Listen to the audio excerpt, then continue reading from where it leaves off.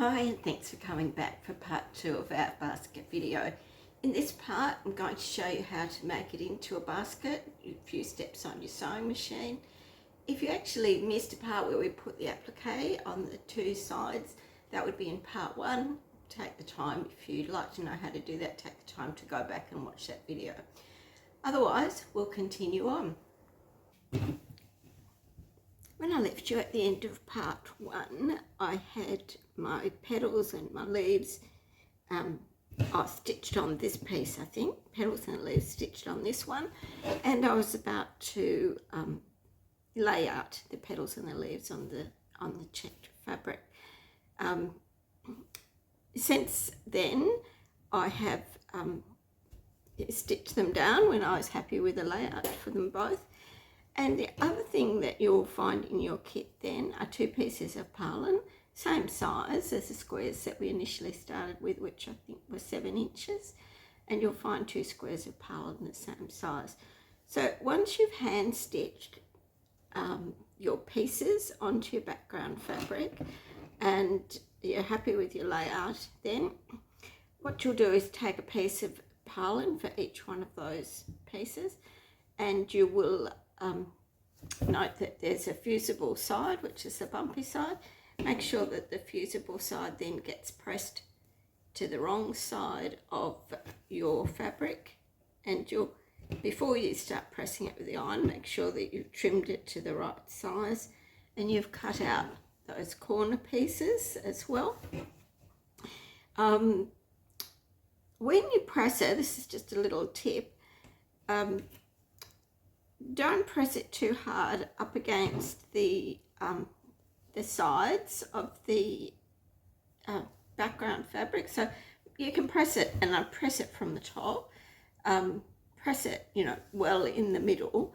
But once we've sewn it up, I tend to trim back the Parlan that's actually in the seam allowance. So if you leave yourself enough so you don't press it too hard, it won't be fused and it'll be easy just to peel that bit back. So having said that, then once we've got the stabilizer, the fusible Parlan onto the back, then I've gone around, and you'll notice that I've used the embroidery floss. And again, if you've got a kit, I'll have some coordinating embroidery floss in that kit for you. And you can do as much or as little as you like. I just find it, brings the flower out. Okay, also in your kit, you'll find 2 pieces of fabric that are for the lining and 2 small strips. They're the same colour as the background fabric in your kit, but it will be different pattern. I've deliberately done that. You'll see this one. Deliberately done that to coordinate with it. So your lining piece of fabric is the same size as your front, except it's a little bit shorter. The reason it's shorter is because we're going to put this striped piece of fabric on the top. So it will only fit one way. If you try to put it on the other side, you'll notice that it hangs over the edge. Okay, so just make sure it goes on the right side. If you've got a directional fabric, you might like to think about which way up it's going to go. And what we're going to do then is stitch that on with a 1/4 inch seam allowance. So if you've got a 1/4 inch foot on your sewing machine, that's helpful. If you don't have one, you could use a ruler if you're not comfortable that you can sew a straight 1/4 inch line. Certainly use a ruler to mark it out, or whatever other means, tape on your machine. Once you've got that stitched along then, and you'll do it on both pieces, give it a press so that the seam allowance is pushed up into the stripe. And the reason we do that is because later on we're going to do some hand stitching along there, and that seam allowance acts as a stabilizer for us. So while you're on your sewing machine then, and you've got that those stitched on, we'll take these 2 pieces, and what we're going to do is, with the right sides together, line up the bottom edge And once again, we'll do a 1/4 inch seam allowance along that bottom edge. So we'll do that and then I'll come back. If you haven't done it already, we need to remember to cut a 1.5 inch square at the bottom corners of each of those lining pieces. So the corner that's opposite to the stripe that you've just sewn on the top. And we do that by measuring 1.5 inch from the outside edge, and I just used a friction pen or my air erasable pen to mark that in and then cut it with my scissors.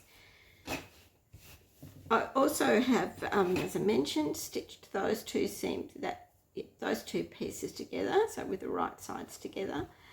I've also trimmed back the Parlan that I mentioned was in the seam allowance, and I've pressed that seam open, and that again will make it a bit easier for you with joining it. Now the other thing that you might notice there is that with my Parlan, it's a bit of a patchwork, similar to batting. If you haven't done that before with batting, you can actually, and I have lots of little pieces left over from different projects, but you can actually zigzag that together and join it together and use it in other projects. So it pays not to throw anything out. I'm a good believer in reusing whatever I can, where I can, and particularly when I've got a lot of samples, it's quite handy, because many of them I make multiple times. So when we've got these pieces then with the bottom joined together, we're going to stitch our lining pieces on there also. So if I pull that down, you should be able to see that okay. Again, with right sides together, lining up along the top, and we'll just pop a couple of pins or clips, whatever you've got, along there. And then the same with this one. Oops. Making sure that the straight edges line up and the square edges will meet in the bottom there. So once again, with the right sides together, we're going to do a 1/4 inch seam allowance along that edge and then along this edge. So I'll go and do that on both those top edges. So we've got all 4 pieces sewn together now, our lining with the corners on the outside edge, our outside piece with the stripe on the top, bottom to the bottom edge is sewn together, and then the lining on the outside edge. So you should have finished with your cut out corners of your lining on the outside edge. Once you've got those pieces all joined together, just a reminder, your seams will press, these seams will press inside to your small stripe because we're going to stitch those down. I've also trimmed back the Parlan so there's a little less bulk in the seams, and that's that. The next thing we're going to do then is we're actually going to fold these pieces together. We will be sewing up this bottom edge shortly, but not just yet. Before we sew up that bottom edge, I want to do the embroidery stitching on the band, and it's just a couple of rows of running stitch. You don't need to do it if you don't want to. It's just something that I enjoy doing. I'm happy to keep stitching away. So I like to do that. In order to do that though, and to help to get our seams lined up, we're going to sew up one side of our basket first. I've got a couple of pins here, and we want to line those line that little stripe up on the seams. So what I do there is just match those seams, and I'm going to pop a pin in. If you've got your 1/4 inch seam that you did when you joined them on, you shouldn't have any trouble matching those seams up, but just so that they don't move when I'm sewing up the side seam, I like to make sure they're held firmly in place by putting that pin through the seam allowance there. So what we'll do then is just, again with our 1/4 inch seam, run it up up the side there. Then I'll trim back that Parlan edge and I will press that seam open, and then I'm just going to use my embroidery thread to run 2 rows of running stitch along that small band, along one side and then back the other. When I do my running stitch, I use 2 strands of thread, and I've given you plenty of thread, so you could use more if you wanted it to be a bit thicker. I do separate the strands at the top and just pull them out and individually. Hold them in your hand and they'll come through like that. If you pinch them between your thumb and your finger, it'll stop it tangling into a knot for you. And then when you put them back together, just give them a press, run your fingers down them to pop them back together, and it will straighten them out and make them nice and easy to stitch with for you. I've given you plenty of thread, so you might choose to use a couple of different rows or different colours.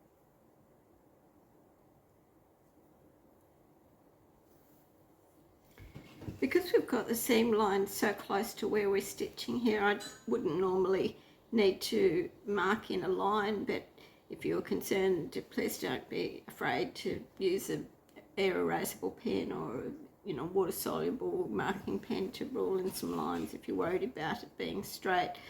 What I do find with my running stitch though is if I can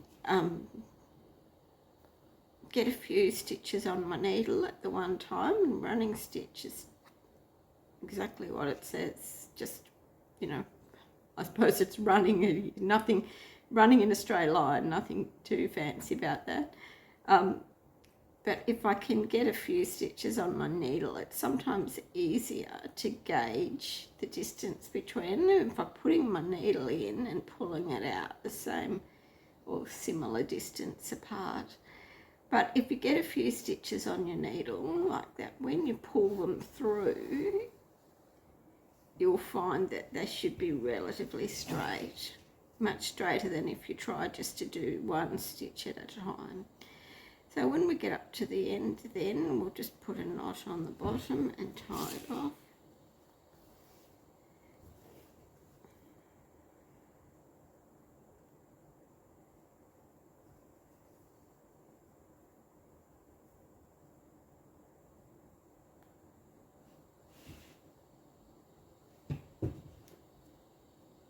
Snip it off. Okay.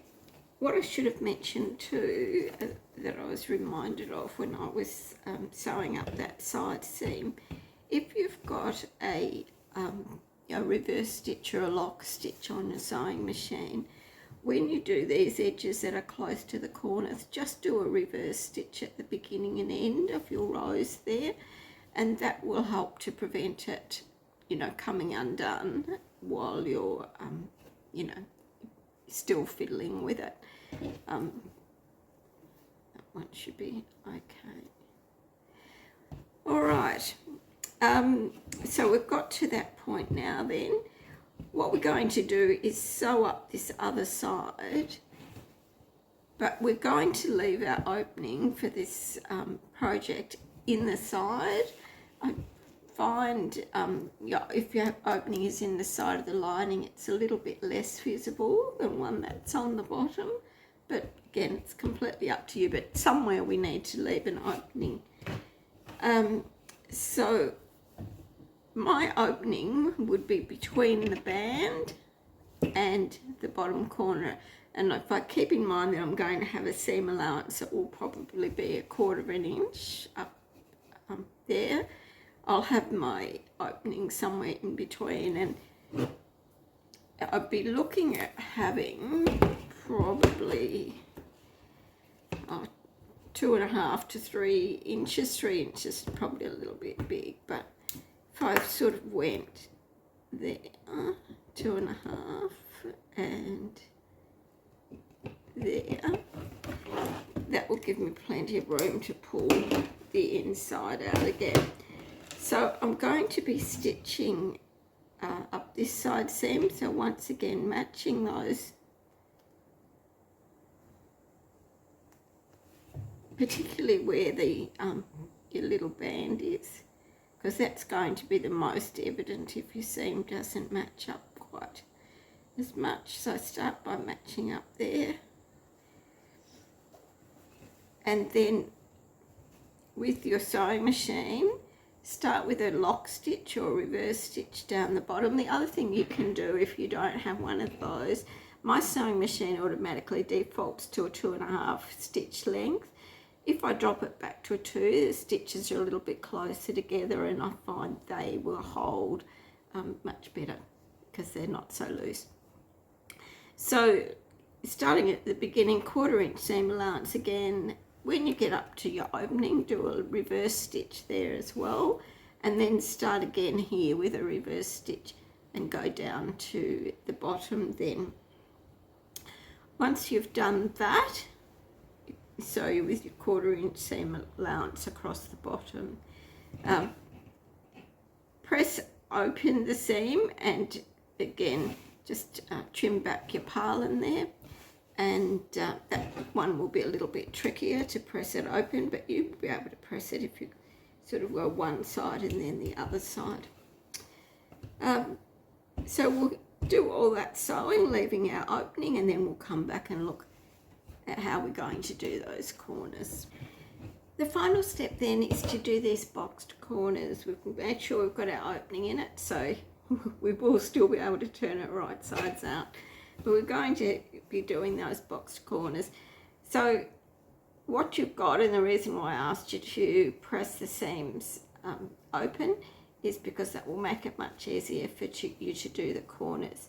So just bringing then, I'll just show you again, if you bring, open that out and bring those two seams together, you'll have that little angle going across there. I have my pins.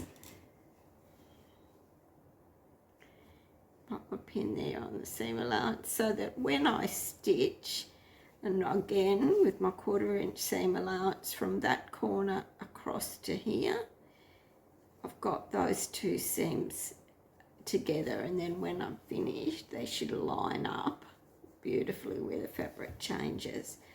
So we'll do the outside,